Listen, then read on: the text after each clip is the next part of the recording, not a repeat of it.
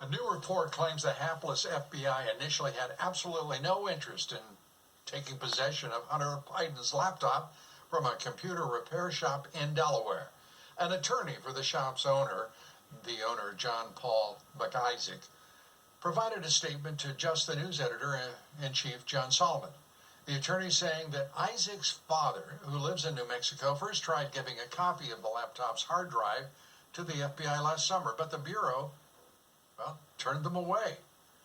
FBI agents then contacted the father in October of last year as the radical Dems were ramping up their impeachment proceedings of all things. And then a few weeks later, agents returned to the shop to seize the laptop, and that is where we are. Multiple reports also claiming Hunter Biden is now under a criminal money laundering investigation by the FBI, according to the reporting of James Rosen. The Bureau is looking into business transactions involving firms associated with Hunter Biden and his family business associates. That investigation, according to Rosen's reporting, started last year. About the same time, the FBI took possession of Hunter Biden's laptop. New evidence has also been given to them by former Biden associate Tony Bobulinski. Well, joining us tonight, Jim Hansen, former U.S. Army Special Forces, president of the Security Studies Group, a national security and foreign policy think tank. Jim, good to have you with us. Maybe you can make some sense of what's going on here, because I haven't seen it's very satisfactory to me from the government. The FBI first refuses to take a laptop. The FBI then has a subpoena to take possession of a laptop that's been twice offered to them. What is going on with the FBI? A lot of things, and none of them good, Lou. I mean, we rely on the FBI to keep Americans safe. And we have a situation now where they have failed miserably to do that job. They allowed the vice president, former vice president, Joe Biden, to go unnoticed as he and his family ran a corruption pay-for-play scheme around the globe. And when people tried to hand them evidence of it, they turn it away and then sit on it for long enough that now, in the very last minutes of the campaign, we're seeing just how bad this was. We're seeing that Joe Biden knew about this. He facilitated it. He took meetings, and there is evidence of crimes that are now on a verified email trail that, down to the cryptological level, we know is legitimate. It's disgraceful, Lou, and we can't let the FBI get away with this shoddy work on behalf of the American people.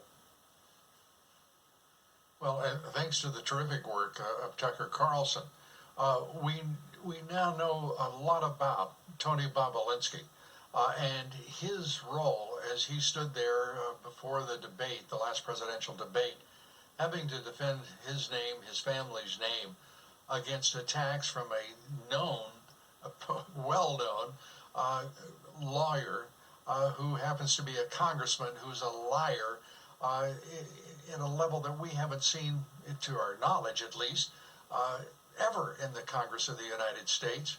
Adam Schiff, absolutely vilifying Bobulinski as an agent or an actor in Russian disinformation.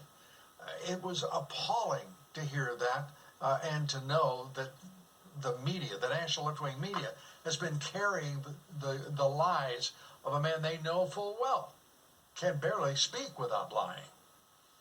And they continue to do that. And it was brave of Tony Bobulinski to come forward. First of all, I don't blame him. If you smear me and my family, I'll be coming back at you hard. And he came very credibly, very engaged and informed on all of the issues because he was there. But he made a very good point, Lou. He said, this is not me telling you this. I'm just handing you the same things I handed the FBI. Evidence from Hunter Biden's mouth, from Jim Biden's mouth, from Joe Biden's meeting notes that say they all knew about this pay-for-play corruption.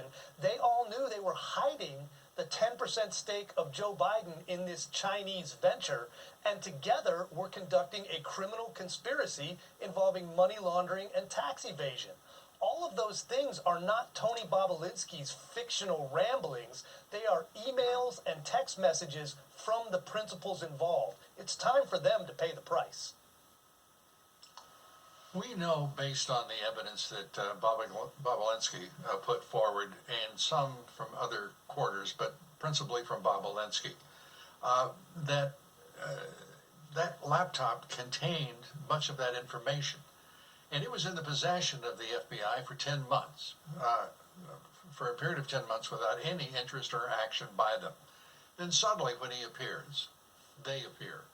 And they appear first as he is moving toward the chair in front of the Senate Homeland Security Committee. Their intervention blocks his public testimony, his further testimony to that committee, and now we find that committee will not be providing further public details until after the election. So I can't help, given what we have seen from this politically corrupt FBI and Justice Department, I can't help but believe all of that was very intentional on the part of the FBI, because the result was not more information for the public.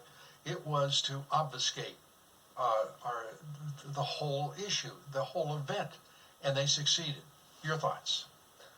Lou, you're absolutely right. And what they were covering up was their own malfeasance and malpractice in not conducting an investigation that a second grader could see was required by what they found on Hunter Biden's laptop, which nobody disputes is Hunter's laptop. Nobody disputes these emails are real. There's a lot of smoke and mirrors by the Democrats trying to pretend it's something else, but they've got the evidence. The FBI sat on it. They stopped the American public from finding these things out in time to be informed for an election.